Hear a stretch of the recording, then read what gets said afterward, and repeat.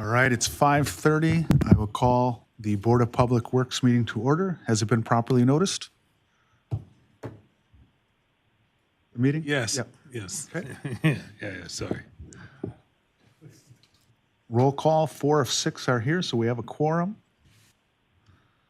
2 excused. In your packet, you have the minutes of the previous meeting. Do we have any comments, revisions, or a motion to approve the minutes? I will move to approve the minutes as submitted. Motion made by Alderman Tierney. Do we have a second? I'll second. Second by Alderman Sigwart. Any further discussion? Hearing none, all those in favor? Aye. Opposed? Motion carries. Moving on to item number 3, public comments and appearances. Looks like we're a little light tonight. So we'll keep right moving. For old business, I don't think we have any. And we'll move right in then to our action items tonight. 5A, consideration and possible action on a Clean Marina grant from Wisconsin Coastal Management for stormwater improvements to the marina parking lot.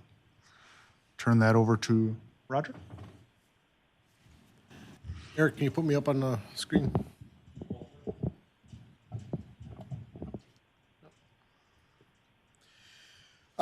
So this agenda and the next item on the agenda are similar items. We have an agreement with the University of Wisconsin Board of Regents, who received a grant from, I think, the Milwaukee Foundation. They've awarded that grant to us as a sub-grantee to do some work on the marina property. So, so the first item is that we want to get into agreement with UW. So what the grant covers, so the big item here. At the fish cleaning station, there's a catch basin here. That catch basin is higher than the surrounding parking lot, so water's not getting to it. And there's a lot of overspray from the fish cleaning station. You can sort of see the water outline here. So anyway, this grant is going to provide us, it's going to provide a design to fix that drainage problem, and not just to make things drain away, but we also want to add some water quality improvements, because right now we have nothing on that parking lot that provides any stormwater quality improvements. So anything that drips or falls in the parking lot gets washed into the lake. So what we're anticipating we're going to see probably is some permeable pavers around that area, but maybe they'll come up with something else. Then the remainder of the grant then is they're going to look at the full parking lot itself.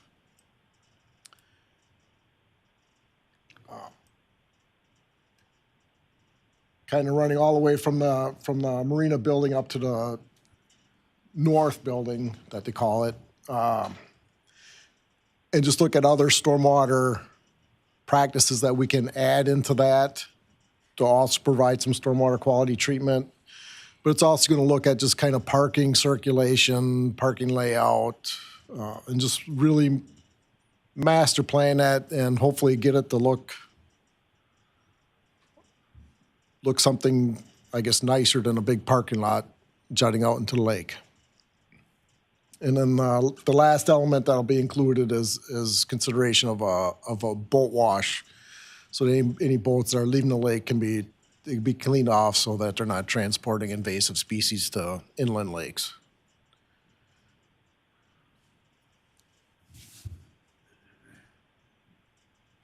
So I guess with this agreement with the Wisconsin Board of Regents is essentially they're going to pass through $35,000 to us to do this work. It's 100% funded. It's a reimbursable grant. And we just need approval to enter into an agreement with the UW. Okay. Yeah, Alderman Tierney? Question, is $35,000 going to cover all that? Design. This is the design one? Yeah, yeah. And then the work would go on. Design and yeah, it'll be kind of a master plan. It'll probably be in schematic plan level. All right. What sort of design do you anticipate outside of permeable pavers? And are we talking about how we trench it or how the water flows or? Yeah, I mean, it's basically to Rain garden. regrade that area. They get water to go towards that inlet, or that inlet's gonna be removed, and like I said, permeable pavers will go in there. I don't see the inlet getting removed, but maybe there's some other ideas out there they'll look at. But basically, we asked for commitment to just give us 100% design, plans and specs, and any calculations for fixing that problem. The ponding, Yeah. which is caused by mostly rainwater or from the station itself, the fish station? I think most of the water you see there is coming from overspray from a fish station, but it's low and it's not draining to that inlet, so that's why it's But in any case, it's a good deal for us to be able to do design for the whole, right. yeah. Yeah, Alderman Gasper? Just in case no one's seen it, McKinley Marina in Milwaukee has recently installed permeable pavers in their boat trailer parking lot, essentially in some of the trailer parking areas in a small patch. Okay. Are there, I have only one experience with permeable pavers, putting them in. They didn't work out well just in terms of snow plowing stuff. Are there different grades of permeable pavers where the tops don't get ripped off by the plows or anything? Because some of those bricks, aren't as strong, and then you end up replacing it. And these are the ones where it had the media in between the Yeah. brick, where you had to, every few years add some more of that small gravel. I guess I don't know if there's different levels of bricks. I know Newport Shores has permeable Yeah. pavers. They seem to survive this first winter pretty well. The bigger thing is probably the right kind of plow blade. Not to have a steel blade or a carbide blade, but And obviously an appetite to fix them when they break. yeah, I mean, that's supposed to be one of the benefits of pavers is easy to replace. Just pull 2 or 3 out and zip some new ones in. Yeah, when we evaluated doing permeable pavers on Lake Street, it was determined that we need to have a plow with a plastic blade tip on the bottom so you wouldn't wreck the pavers. That's right. Yeah, and even if it's in the parking stalls, just a little bit here and there, and then everything goes to that, I mean, it's better than going to the lake, so. Yeah, John? Do you think they'll be looking at any mechanical devices, Roger? I think that's possible to see, like one of these Vortechnic systems might be something that goes in there. I know there's, I guess I call them snouts, the things that you can put in for like oil and grease control too. Do you know is that what are we, when you talk about stormwater treatment or management, are we trying to talk mostly about oils, or are we not talking about solids, are we? I think mostly what we see out there is oils is what I'm concerned about, but also seagull droppings and all that kind of address that. There's not too much away in litter, debris out there. Dennis does a good job of keeping that picked up. All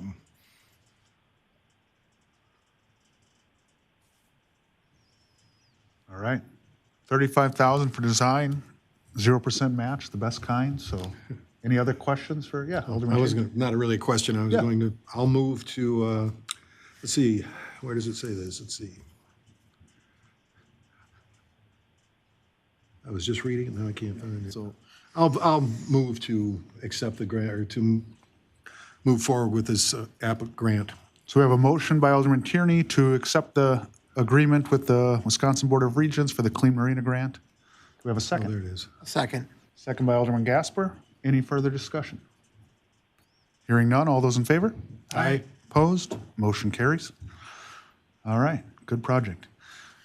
Moving on then to item 5B, consideration and possible action on a proposal for design services from Edgewater Resources for stormwater improvements and planning for the marina parking lot through the Wisconsin, is this different? Am I reading that right? Through the Wisconsin Clean Marina Program? Yes. Okay. Oh, then they would do, okay. So, Go ahead, Roger.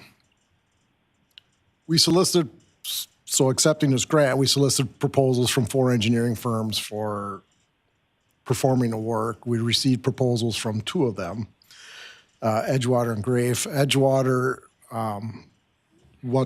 as their name implies, where their expertise is working along lake shores, river shores, they're working along the water's edge. That's what they work, and they have a lot of experience with marinas. So that's essentially why they rose to the top and why we're recommending hiring them. And to answer previous question, I did talk with them, and they felt like they could accomplish everything we're asking for $35,000. And was that the difference between the 2 proposals, just expertise? Kind of how you felt? Yes, yeah. Okay. Yeah, Grave came with a lot of expertise on stormwater, but we like the marina component that Edgewater brought. Okay. Where are they from, Roger? They have a Madison office in Wisconsin, but their main office is located in Michigan.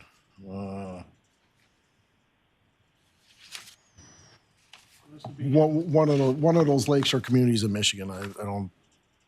So this would be managed then out of the Madison office, most likely? Yes.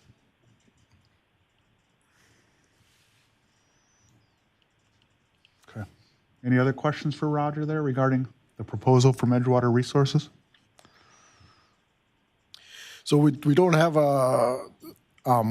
I guess basically we'd be asking for approval of proposal contingent on, that we work out an agreement with the city attorney.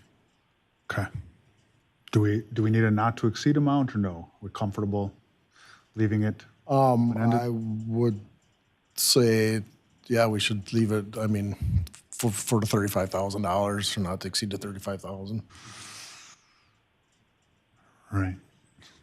So the recommended motion is a motion to approve the proposal from Edgewater Resources for the design in a not to exceed amount $35,000. Do we have a motion to approve? Also move. Motion by Alderman Sigwart. Do we have a second? Second. Second by Alderman Gasper. Any further discussion? Hearing none, all those in favor? Aye. Opposed? Motion carries. All right. Moving on then to item 5C, consideration and possible action on a proposal to eliminate the right turn lane into Sweetwater Boulevard from westbound traffic on State Highway 33.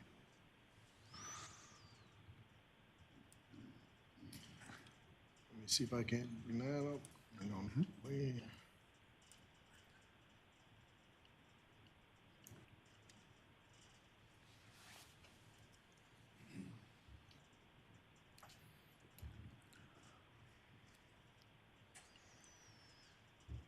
All right, if you remember, several meetings ago, we came to get approval to put a left turn lane going south into the Shannon Farm site.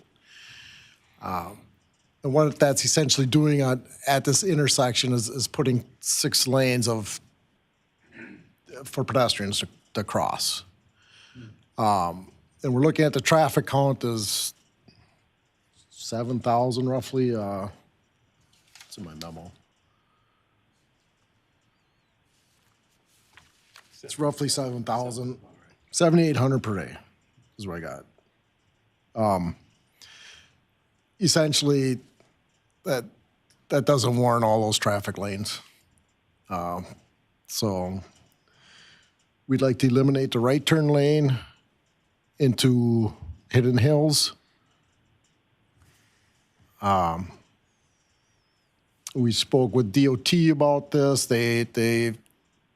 They feel they can get this into their mill and overlay program that they have planned for State Highway 33. Depending on some of their internal processes, it might delay the project a year, but I don't know that we're in a rush from city to get that mill and overlay done. And they also thought it was likely that they would pay 100% design and construction cost. They didn't say it was a certainty, but they said it was likely.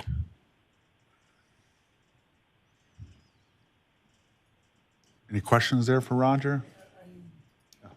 John? Not really sure what you said, Roger.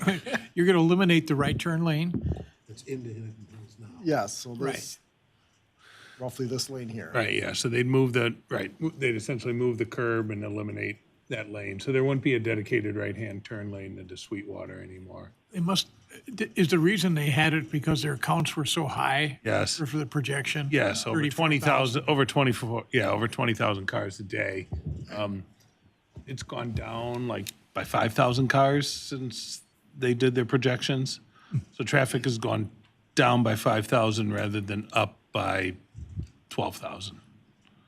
That's- So, yeah, I mean, I can tell you when they proposed the right-hand turn lane into Sweetwater, I fought it with everything I had, and, and then now, of course, as you know, the DOT's turned around and suggested that maybe it just be a 2-lane road, which it should have been to begin with. But, anyhow, so, yeah, because of that, like Roger said, it's 7,800 vehicles a day. I wouldn't be surprised if it's less than that. That can, 7,800 vehicles per day can be handled on a 2-lane road. And yet, as Roger indicated, we're going to have 4 lanes plus, 2 dedicated left and right-hand turn lanes there. I think that makes it, it's just unwarranted, and it makes it more, the highway will function just as well, in my opinion. In fact, I think better without the turn lane, and better for pedestrians in the end. And the reason I say it's better for traffic is that you're going to get a certain traffic calming when, there's cars that are turning right. They're not going to be going as fast. You're going to keep traffic going at, the posted speed rather than going as fast as they feel comfortable going. And you're adding a left turn lane. Yes, yeah. It's, I don't know that we need to add one with a turn bay as long as they typically design them, but we're probably going to be stuck with that. And that would be going into the, Subdivision. Going into the, yes, yeah, we feel that this would be the appropriate time to put that in. okay. So, and at the last meeting when we discussed this, Alderman Gasper talked about a left-hand turn lane into, into the proposed site for the police and fire building. There's already something of a left-hand turn lane, same, I don't anticipate again, not sure if you're gonna be able, you're in, okay, are you in our GIS or you're looking at them? Yeah, so you have that kind of rounded edge, it's a little different than what we have. So, I mean, that can hold easily 2 or 3 cars are protected by that median. And so I think with the amount of traffic that's typically going to get, I mean, it's functioned for almost 15 years, 10 years, for the funeral home. I haven't received any complaints. So I don't anticipate adding the police station there is going to,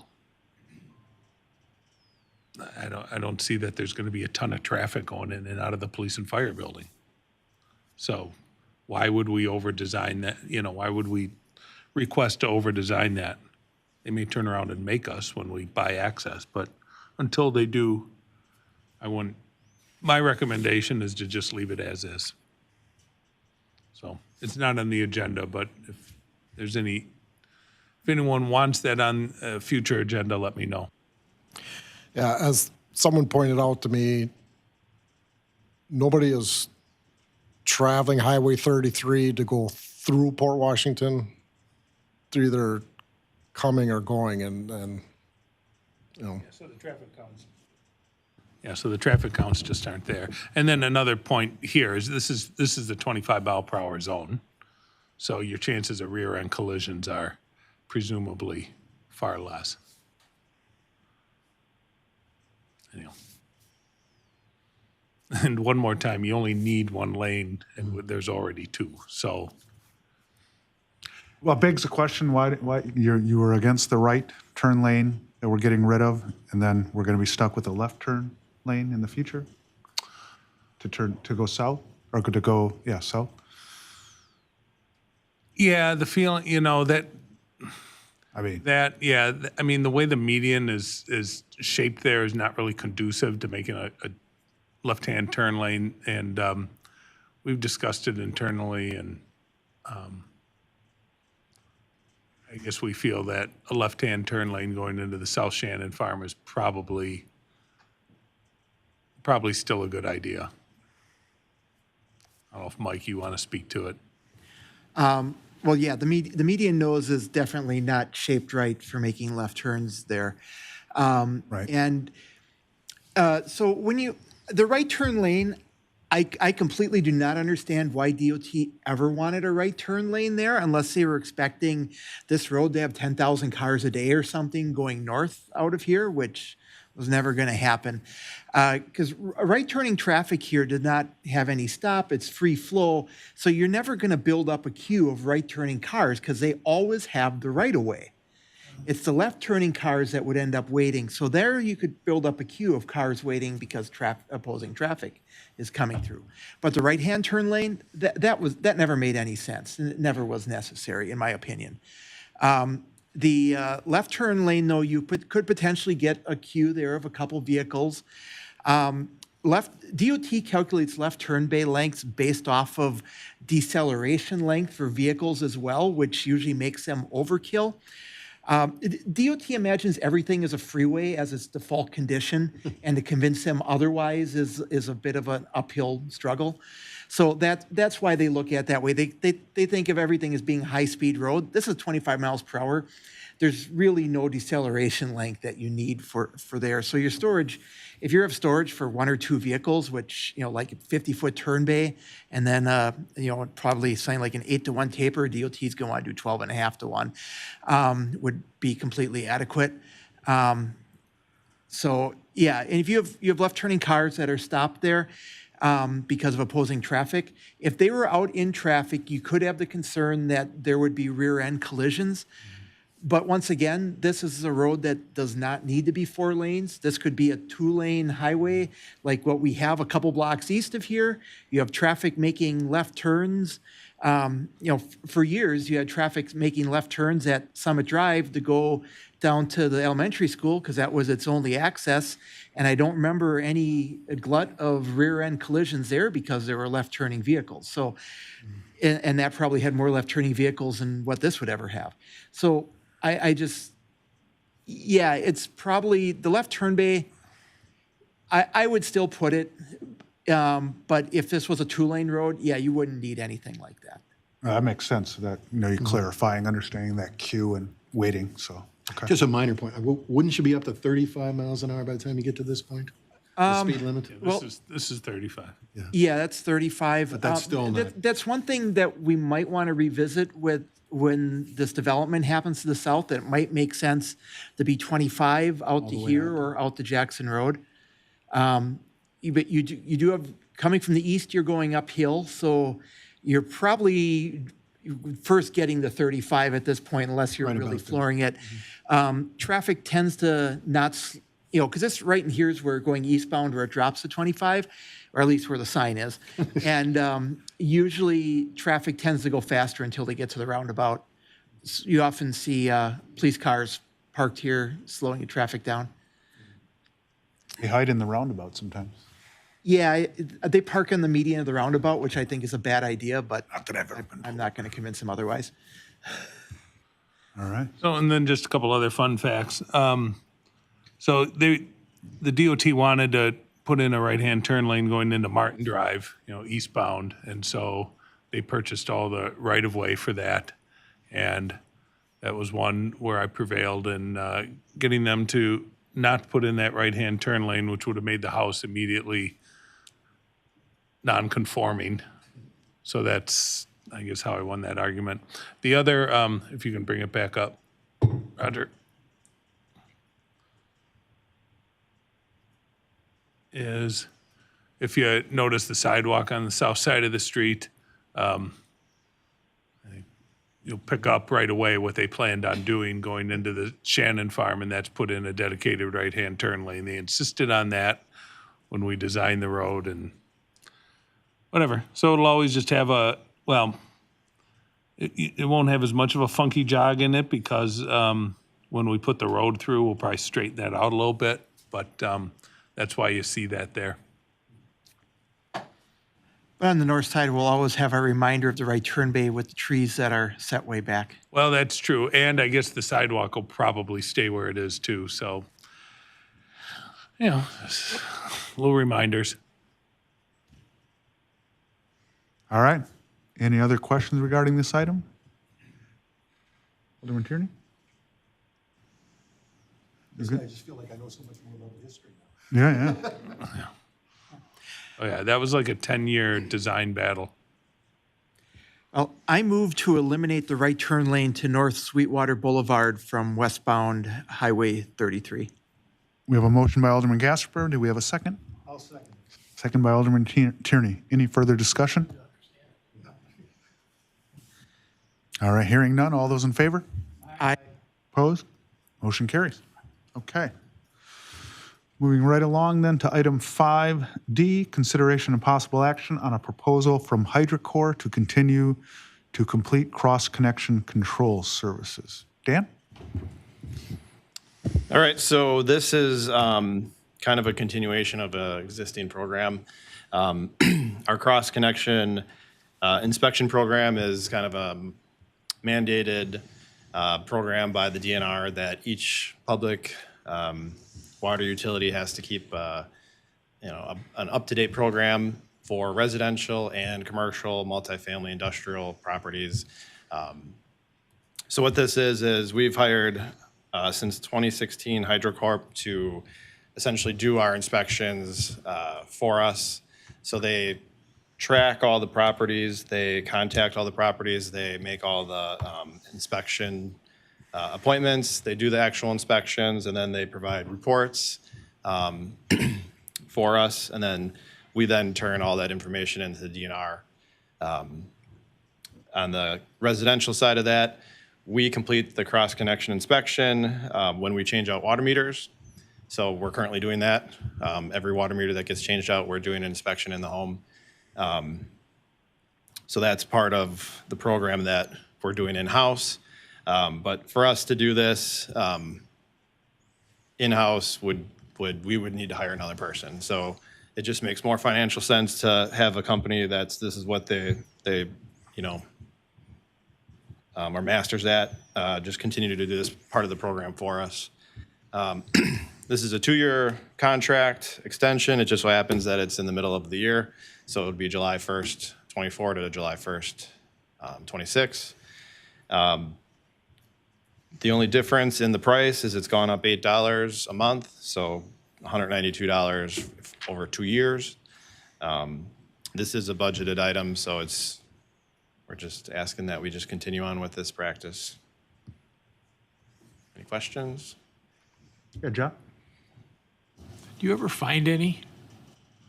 Absolutely. Give us an example of a illegal cross connection.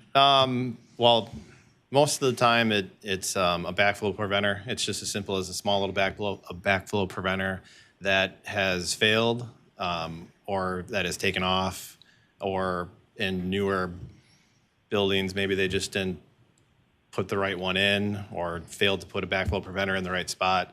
So the inspectors come in and they know where all the little spots to look, like a soda machine has a backflow preventer in it. So they have to kind of really get into the machine to find where it is and to ensure that it's working.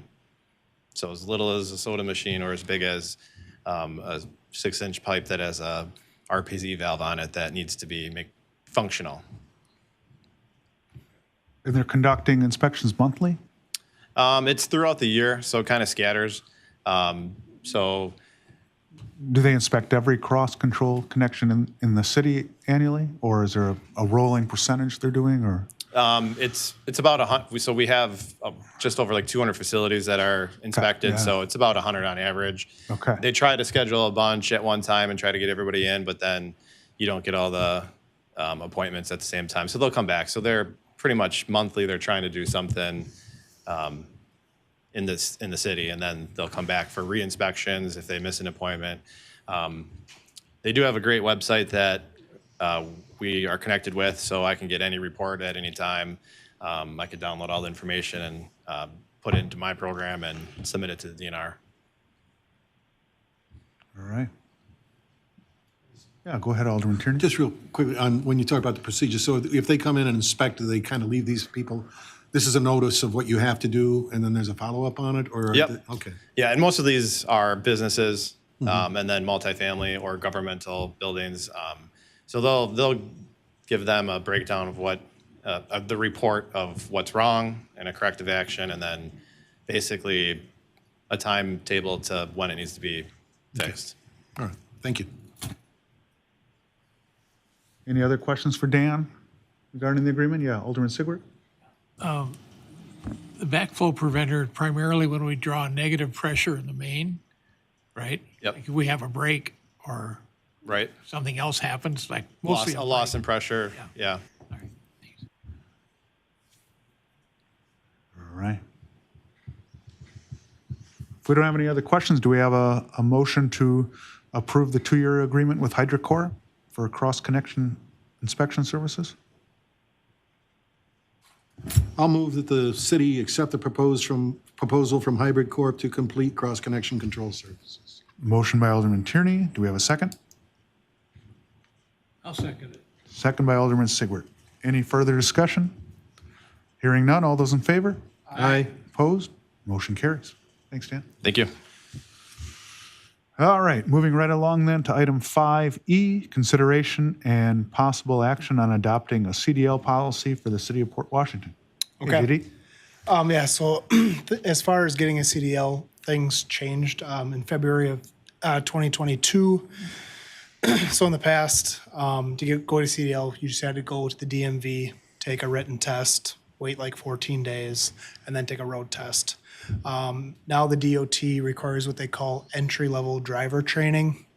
It's not necessarily a certain amount of time or hours, but it's basically you have to go to a certified instructor and pass classes. So this would be for any employee that we hire that doesn't already hold a CDL. We just had an employee, which that was the case, which was the first one that I know of, at least at the street department. So really, the city's looking to adopt a policy that kind of lays out the guidelines as far as what the city requires and what the person's responsible for and what the city's going to help pay for as far as a new employee obtaining a CDL.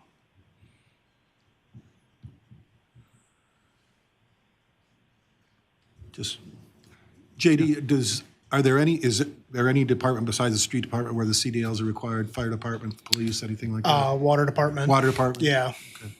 And this would be across, but. This would be it'd across the cover board. everything. This would be like, anybody who works for the city and is required to have a CDL, they would fall under this policy. Okay. And is there anything in the policy you didn't touch on there? Quickly, I'm just kind of looking at it. Regarding, No, so the biggest thing again is like you still have to go and get your learner's permit. You still have to go to the DMV, pass any written test that falls under the category that you're going to get your CDL for, which for us would be Class A CDL, meaning that they can pull anything. They can pull a heavy trailer in combination, anything over 26,000 pounds. And then based on the department, you would also need a tanker endorsement. So basically, if you work at the street department, in order to drive our sewer vat truck, you would need a tanker endorsement. So the entry-level driving trainer is the only thing that's changed from the old way to the new way. So basically, you have to go to a certified instructor, and they train you, and you have to pass tests. Where before, it was just a written test and a road test. and they have 5 months to do that, it says? Yeah. Yep. Yeah, so there's some expense to it now, so so we're spending money to, train employees in a requirement, but, we get a lot of good applicants who don't have their CDL, they're doing something else that doesn't require it. And really, like JD said, that law's been in effect for over 2 years, and this is the first one. So this isn't going to be like a constant Right. expense for us. So. Generally, our employees stick around for a while who are hired CDL, Yeah. right? Yeah, nobody's coming to the city to mooch our CDL training and then go work somewhere else. Right. So, Yeah, and a lot of times too, when we're hiring, like, I mean, having a CDL is a big perk, but there's also occasionally where a guy hits almost every other qualification except for having the CDL, and it's like we're not going to pass on him just because he doesn't have a CDL. Right. So right, and we don't want to discourage qualified applicants by telling them, hey, you got to drop $1,500 in order to get a CDL. So, anyhow. All right. Seems pretty reasonable to me. Any other questions? Okay. We have a motion then to approve the new CDL policy. I would so move. Motion by Alderman Tierney. Do we have a second? Second. Second by Alderman Gasper. Any further discussion? Hearing none. All those in favor? Aye. Opposed? Motion carries. Thanks, JD. thanks. Pretty easy. All right. We're on to project updates. All right, yeah, I'll quick just touch on a few highlights here, and then you can ask any questions that you might have. Starting with engineering, water plant upgrade. Looks like CD Smith is going to wait until after Fish Day to start their work, so that so we'll get one more Fish Day without congestion, and that's great. By the time Fish Day rolls around next year, the job site should be a lot cleaner. Wastewater plant upgrade, of course, is ongoing. We've just been carrying, Roger has noted the change orders we've had, 3 of them pretty minor, and those are from several months ago. Naturally, we don't have any water plant change orders, with the exception of the nearly $300,000 credit for the aggregate pier foundation, so we're happy about that. The alley project started, was it just this week, Roger? Yes. Yeah, it just started on Monday. So they've torn up the alley behind, is it Beavers or Kissinger's? The appliance store, right? So the former appliance store. And so they'll be working there first, and then they're going to be rebuilding the alley that's right across the Webster Street from the high school, going up the hill towards Washington Street. And the third one is kind of tucked in east of Spring Street and north of, I think I wrote it down, Lincoln, thanks. Yep, north of Lincoln. So we're excited. Yeah, the alley project should be done in just over a month. So we'll be done with that project, and well, the design was all in-house. Yeah, the concrete work is being done by Forward Construction. Yeah, so they did our alleys the last 2 or 3 years. Yeah, so yeah, we don't get a lot of bidders for that work, unfortunately, but they do all right. The bike and pedestrian plan, we had our kickoff meeting this week, so like Roger noted here, we're going to be reaching out to like the schools and schools, and of course, police department and other places where we might find some, interested people and participating in the creation of the plan. A lot of the public solicitation is going to be web-based, so we're going to try and get, people engaged in responding to what's on the website. And then also there'll be some, I guess, kind of pop-up public participation where, for instance, Tool Group or city staff will have a booth at, whether it's a farmer's market or Fish Day or whatever. We want to solicit, of course, Port Washington, mostly Port Washington feedback. So we want to hit the areas where we might, encounter more residents. So, and possibly even just having someone sitting on the bike trail, trying to get engagement that way rather than having it in this kind of setting where people aren't going to be able to make it, right? So, in case, so yeah, that's the highlights in engineering. Down to the marina, they're of course doing quite a business down there with the fishing being really good this year. Parks and Forestry, they've been teaming up with, our street department. Of course, we're all one team, and doing just a phenomenal job at Kolbach Park. So if you have any familiarity with Kolbach, that's Kolbach between Jefferson and Whitefish. But anyhow, just it's been really transformational over the last 2 years. That's really a great picture that I guess it must be a drone shot, right? Yes. They got on there. If that's not up on the website somewhere where people can see it, I think it should be, because I think it really shows what they've done so well. Thanks. Yeah, we'll have all those, we'll have all these reports on the website. But yeah, just a highlight, and you can see the great, the nice basketball standards that they have up, the pickleball courts that are all color-coded, and new fencing. We have new lighting standards. The baseball diamond that's there now is night and day better than the old kind of baseball diamond they had, where we, now have a rain garden in the low spot. And of course, that rain garden was paid for with a grant that we had received. They've completely transformed the park shelter and done amazing work. And really, I'm always trying to highlight the skills of our staff to be able to do these sorts of things. I mean, these guys can do so much more than just, patch the streets. They're carpenters and do electrical work and plumbing and door replacements and window replacements, and they vaulted the ceiling, and it's just, so again, this is something they did mostly during the winter, that renovation, and, instead of just fixing picnic tables and sharpening mower blades, they're really, making a difference, right? So, and then, and this picture doesn't capture it, but to the south, there used to be a concrete swale that went through, and our crews eliminated that swale, and that was an impediment for some people walking, and then now we're creating a path too, so there's gonna be this, path that goes through the park, and so, why am I spacing out? The street that, Neeson, right, that it connects to on the north end, right? No, but I mean, the north-south street is. Nelson, thanks. Yeah, not Neeson. Nelson, leading right up to the grade school. Anyhow, so, I mean, now you've got that, connection where the road, you used to have to go around if you wanted to walk on a paved surface, but now you can go through. So really fantastic, and I know they're gonna keep working to make that park great. So, and really, if you look at our city map, it's really probably the park that has the greatest residential density around it. So, I mean, I think it's, it serves our community well, so I think it was money well invested. How did pickleball become so big?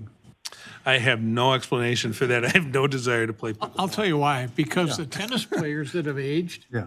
can now play pickleball. Yeah. Is that it?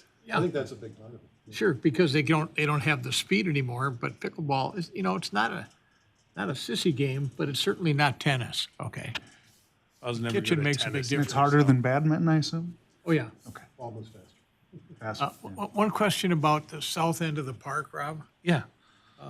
I went out there to watch the fellows replace the water service going into the bathroom because it broke underneath the slab, right? And kind of a major project as it turned out, okay? But the path that we're gonna bring in there, that park, south end of that park is so flat. That after any kind of a rainfall, it's just water, okay? So is there a chance of doing any under draining out there in the future to try to dry up the south end of the park? The south end of the park after a rainfall is dead for a few days. Okay. I can talk to John about that. I Yeah. just happened to walk out there with a new pair of shoes. Pretty stupid, I have to admit. Well, doesn't the tile that was discovered running underneath the neighborhood here that had crystal clear water in it, doesn't that basically come from this park? So there's probably a spring down there is one of the reasons that it's always so wet. Yeah, I can talk to John. I don't, do you have any particular inside on it, but we don't hear from the neighbor anymore on Jefferson. Well, no, he moved. Okay, all right. Well, we don't hear from the person who lives there. All right. Okay, and then, yeah, quickly moving on to street department. You know, they highlight the work they did removing the swale, and we have a picture of our new person, who will be the first beneficiary of the new CDL policy. This is Eric Gels, and Gels or Gales? All right, Goals. Eric. Anyhow, so yeah, highlight here. So he replaced Pat Meir. We had added a third person into Parks and Forestry, which was greatly needed. So Pat Meir moved over from streets into forestry, and then Eric's replacing him. So he comes from, remind me the name of the company? Yeah, they test petroleum tanks. Well, Roger, you should know. Protan, okay. Anyhow, so I don't know that he's gonna be able to do our testing at the marina, but he was the guy who did our testing down at the marina. I do have one question for JD. The manhole repair on Walters, there's like 3 in a row. Were they rebuilt down, or were they just the top section? Just the top section. Rest of them are good? Yeah, it was.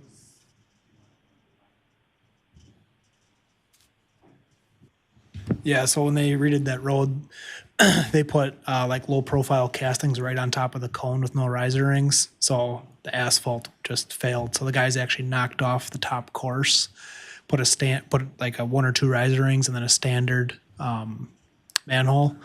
So yeah, that asphalt just deteriorated in winter. No. So yeah, we got a little bit more play in there now and a little thicker asphalt around it. So hopefully they shouldn't have any issues now. Yep. Yeah, I wanna say 2018 or 19, but yeah, not too long ago. Should have lasted longer than that.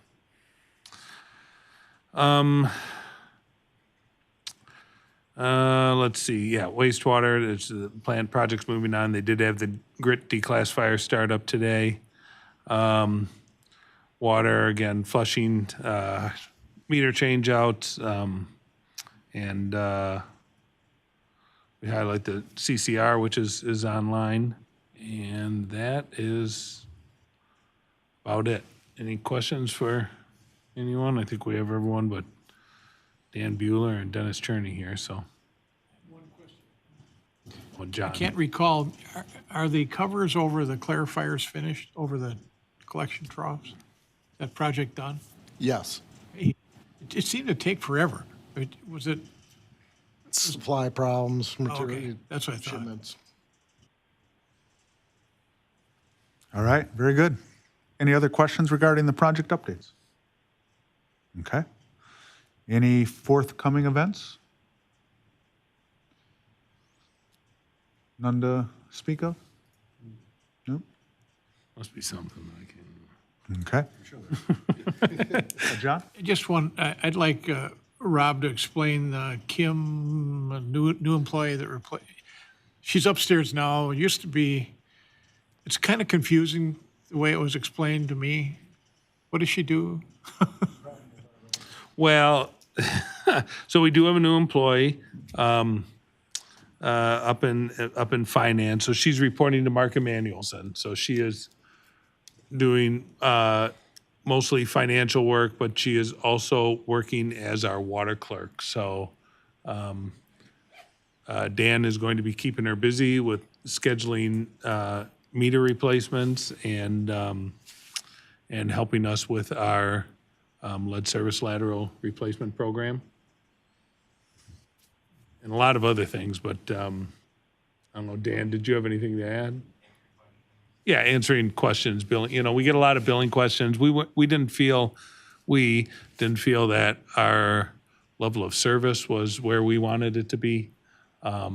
Because of our staffing levels, the city and finance were not